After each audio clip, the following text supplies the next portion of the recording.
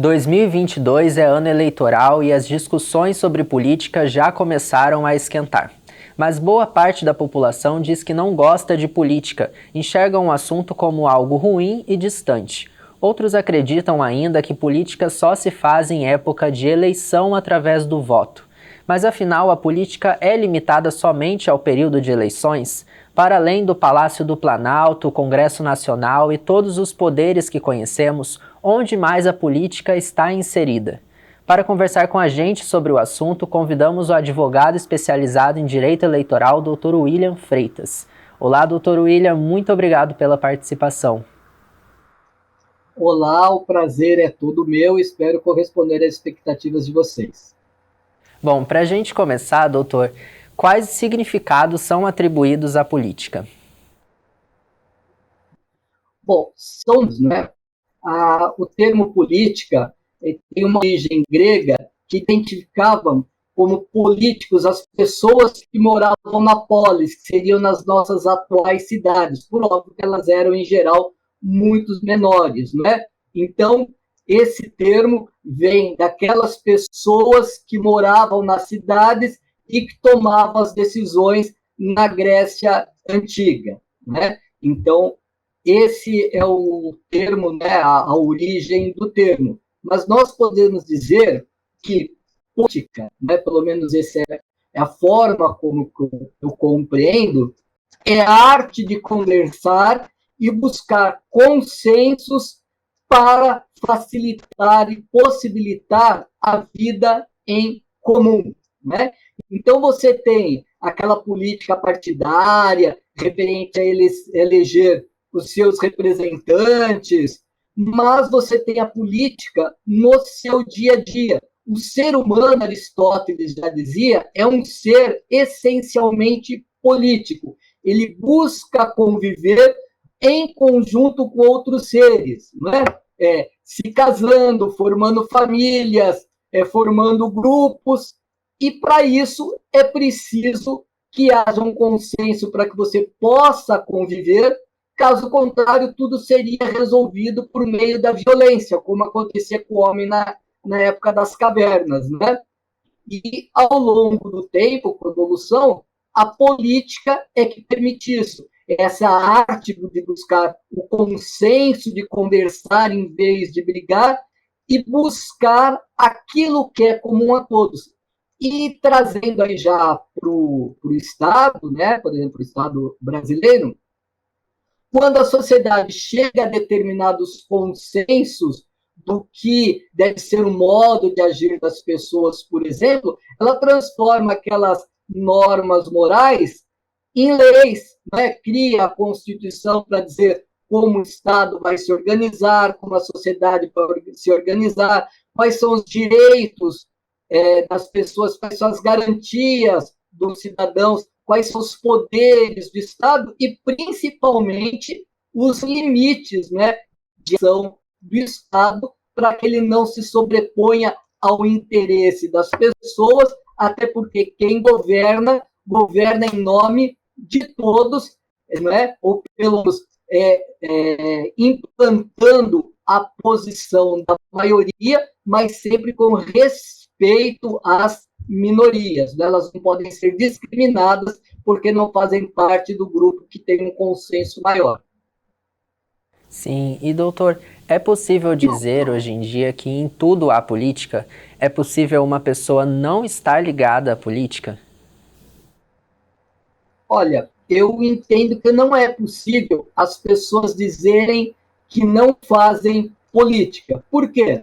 Elas conversam dentro de suas famílias, buscando, por exemplo, um consenso, né? O pai impondo os limites ao seu filho, conversando com ele, olha, você não pode sair, e o filho tenta convencer ele que deve sair, porque precisa de lazer, precisa conviver com os amigos, e aí ele chega ao consenso de que então ele vai sair, mas ele vai deixar anotado onde ele estará, atenderá o celular, se o pai e a mãe ligar, vai marcar o horário dele chegar em casa, para possibilitar uma vida harmoniosa da família, né? precisa ser combinado entre marido e mulher, qual os gastos que eles vão ter, eles vão acabar gastando mais do que ganham, se alguém vai ficar em casa cuidando dos filhos, o homem ou a mulher, ou se os dois vão trabalhar e vai ter um empregado para ajudar a cuidar dos filhos, se eles vão ficar em creche.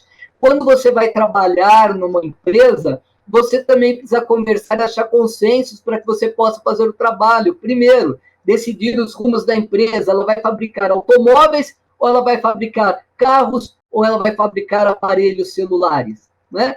Para isso, quantos empregados ela vai ter? Qual a margem de lucro que ela quer? Ela pretende exportar? Pretende importar? E como que os problemas serão resolvidos dentro da empresa?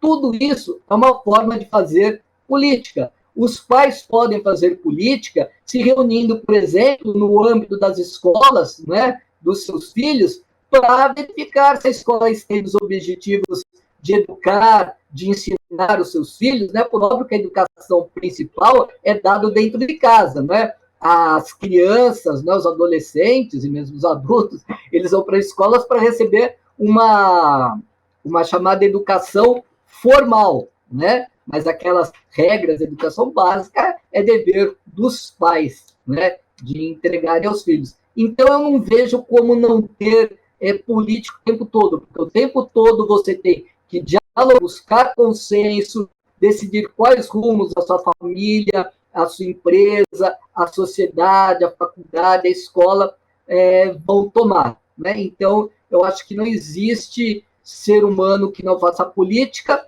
ainda que não faça política partidária, não faça política referente às eleições, né, tardiça daqui a pouco, a não ser que você tenha todas as decisões imposta por um poder autoritário que impõe a sua vontade contra a vontade de todos por meio da violência, não tem outra forma senão fazer política, até porque se você não faz, os outros farão no seu lugar e imporão a sua vontade para você. Até porque a comida que a gente come, a água que a gente bebe, a roupa que a gente usa, tudo é política, né? E, doutor, pela sua visão, qual a importância das pessoas terem consciência disso?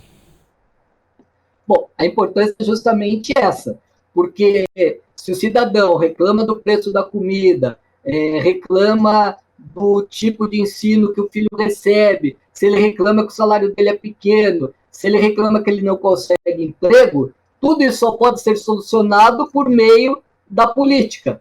Ele precisa convencer, se juntar às demais pessoas, chegar num consenso de como o país, o Estado, o município, né, vão se planejar, vão se direcionar para poder gerar esses empregos, para melhorar essa educação, para fazer cair o preço dos alimentos, né, seja diminuindo impostos, e para isso é preciso diminuir os gastos do Estado, seja criando tecnologias que permitam uma produtividade maior para que o preço dos alimentos caiam, né? Seja impedindo, por exemplo, uma das maneiras de fazer cair o preço dos alimentos, mas que vai atingir os produtores de alimentos também, por exemplo, é impedir. A partir do momento que você não consegue exportar alimentos, existe uma tendência do preço dos alimentos internamente cair. Só que isso pode fazer com que aquele que planta, que produz alimentos, não se interesse mais por essa atividade. E aí você vai ter, de novo, falta de alimentos da mesma forma, né? E vai ter um aumento de preços também. Então, esse planejamento do que a sociedade quer é bastante importante ser feito por meio da política. Muita conversa para chegar a consenso. Quando você não participa da vida política, né, na sua empresa, na sua família, você não conversa com ninguém, na sua empresa você não conversa com ninguém, no seu município, né, no estado que você habita, ou no seu país, você não passa a discutir os problemas e não vai fazer parte dos grupos que procuram soluções, você está automaticamente permitindo que alguém vá discutir esses problemas e vá tomar essas decisões no seu lugar. Então, depois, futuramente, não adianta você reclamar porque a decisão está tomada, né? O Brasil hoje, por exemplo, por falta de uma atividade mais forte das pessoas, dos cidadãos de se posicionarem, o Brasil tem se desindustrializado, tem ficado para trás no fomento da tecnologia, nos meios produtivos. Existem diversas consequências que uma população pode sofrer por se afastar de assuntos como a política. Mas, pela sua visão, quais os interesses do Estado com o analfabetismo político? Bom, eu costumo dizer que o aspecto mais importante do Estado é a população, né? Então, eu não vejo assim como uma vontade do Estado que exista o analfabetismo político ou a não participação do cidadão na política, né? Existe, sim, de determinados grupos que querem manter hegemonia no poder, determinados grupos que querem impor a sua vontade ao restante da população para garantirem, às vezes, vantagens abusivos, eu não sou contra o lucro, eu estou falando de abusividade, né? Eu não sou contra determinadas pessoas terem determinados privilégios que são inerentes, né, às conquistas que elas obtiveram ao longo da vida, né? Alguém, por exemplo, que fez um ITA, né, foi lá, fez uma especialização, mestrado, um doutorado, um pós-doutorado, se torna um cientista extremamente conhecido, por óbvio que, de alguma forma, ele vai ter que ser recompensado por todo esse esforço dele, e ele vai ganhar mais do que o pintor, do que um pedreiro, que por não ter tido chance, ou talvez por não ter se esforçado, não ter tido vontade, né, não estudou um pouco mais. Agora, o que a gente não pode ter é essa distância enorme, né, entre os que ganham menos e aqueles que ganham mais, né? A não ser que ele seja empresário, seja na livre iniciativa, tudo, né? Então, a consequência maior que tem é justamente essa. Quando tem um grupo enorme de pessoas, uma fatia enorme da população que não faz questão de participar da vida política, ou não entende a política, não tem formação suficiente para entender os problemas do mundo em que vive, né? Ele é muito mais facilmente dominado por discursos vazios, por falsas promessas, né? É por isso que nós temos aí determinados governos, né? O que é demonstrado aí na nossa história recente, né? Que se elegem com determinados discursos que depois, ao final, não se mostram verdadeiros na hora deles exercerem o poder. E o poder deve estar sendo exercido em nome do povo e para o povo, né? Por quê? Porque a coisa é clara, o poder emana do povo, o poder é nosso. O presidente da República, o governador do estado, o prefeito municipal, os vereadores, os deputados estaduais, os deputados federais e os senadores estão exercendo o poder em benefício do Estado, em benefício da população. Eles estão lá para resolver e implantar, não é, um modelo necessário para atender o quê? Os anseios da população, aquilo que a população se junta e tem como consenso de ser realizado. Agora, se a população não participa, ela não, se aquele candidato a prefeito, a governador, a presidente, realmente pretende atender os seus anseios, se ele pretende fazer as políticas públicas que foram dadas no período eleitoral. Um monte de gente que sequer conhece, né? Então, isso é bastante complicado, né?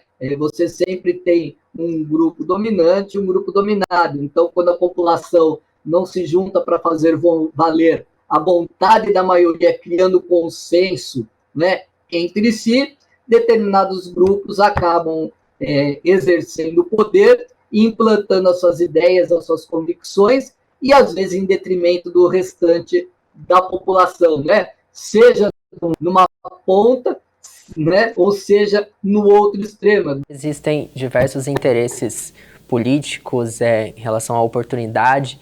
E a última pergunta que eu ia fazer para o senhor é justamente sobre isso. Essa discussão polarizada que se percebe nos últimos anos contribui para um empobrecimento do fazer política? do meu ponto de vista, né, é uma opinião pessoal que você está pedindo, eu acredito que sim, não é? Por quê? Porque você, em vez de você ficar discutindo os consensos, o que é melhor para a maioria com respeito às minorias, você fica discutindo ideias extremamente antagônicas, extremamente pontuais. Você pode ver que esses grupos que criam esse antagonismo, eles colocam uma, duas, três bandeiras lá. Eu sou contra a corrupção, né? O Estado é forte, impedir o Congresso de fazer coisa errada. Precisamos acabar com os maus políticos. Sim, mas isso tem que acontecer a partir da sociedade, através de consensos, através das eleições, com a população se inteirando mais do que acontece e votando em bons políticos. Errar é humano, né? Mas persistir no erro é uma forma que não é do ser racional de agir. Então, errou, daqui 4 anos é outra eleição, não vote mais naquele seu representante. O problema é que, como eu disse, a população normalmente não acompanha a vida política, então ela não sabe o que o vereador que foi eleito fez, o que o deputado eleito fez, não sabe nem o que o governador, o presidente da República, às vezes fez. Né? Por vezes, a culpa de determinadas coisas não é nem culpa do próprio chefe do executivo. Por quê? Para ele aprovar leis, ele depende do Congresso Nacional. Então, às vezes, ele tem uma boa ideia, ele tem boa vontade, quer agir de acordo com o anseio da população e nos limites da lei, né, e da Constituição, mas se ele não tiver uma maioria no Congresso Nacional, né, na Assembleia Legislativa do Estado, na Câmara Municipal, para conseguir vender essas suas ideias e ter apoio para fazer as alterações que são necessárias, e aí a participação popular é extremamente importante. Por quê? Se um chefe do executivo apresenta uma proposta legislativa, né, para ser aprovada, e o Poder Legislativo não quer aprovar, se a população quer aquilo, né, quer aquela proposta aprovada, aquilo atende um anseio da sociedade em geral, a pressão do cidadão, se estiver acompanhando e participando da vida política, vai fazer com que aquilo seja aprovado, porque ele sabe que é melhor para ele. Né? O Congresso não resiste à pressão do cidadão, desde que seja a pressão, né, de 150 milhões de cidadãos, e não de 2, 3, 4, 5 apenas. Né? Não adianta bater tambor em volta do Congresso se você for minoria também. Sim, existem diversos interesses políticos que levam, né, algo a ser aprovado ou não ser aprovado, e é importante a gente saber que a política não se faz somente em época de eleição, não se faz somente no Palácio do Planalto, no Congresso Nacional, mas sim que a política está inserida em toda a nossa vida.